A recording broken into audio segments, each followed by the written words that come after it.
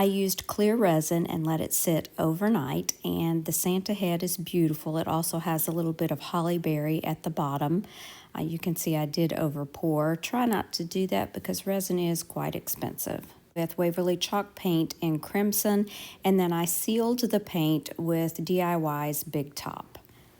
I painted Saint Nick with Dixie Belle's Buttercream. I used a couple of different brushes for this. This larger one I used just to get the coat of paint on, and then I used a smaller, more bristly brush to get into all those nooks and crannies.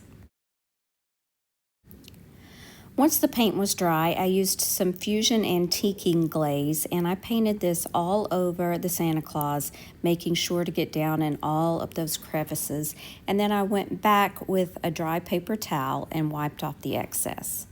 This will really bring out all of those details. If there were any places that I thought had too much of the antiquing glaze in it, I used a small brush and just brushed it out that way.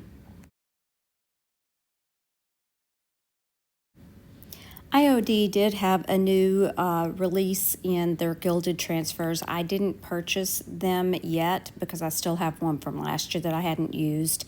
So I am using one of the gilded transfers from last year, and I chose this word, Noel. In Louisiana, Saint Nick or Santa Claus is also known as Papa Noel. So that's what I'm going to be putting on this book. I used some of the apothecary stamps from a previous release and some gold ink pads for the Papa, and I stamped that on. I did end up going back with the gold paint pen to make it more bright.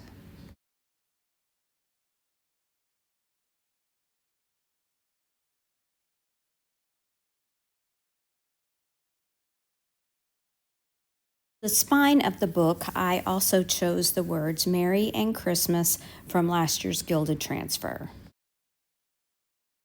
Once my transfers are down, I did use my fingers just to make sure that they were adhered nicely to the book. Now I'm going to use Tite Bond Quick and Thick to glue my Saint Nick to the front of the book.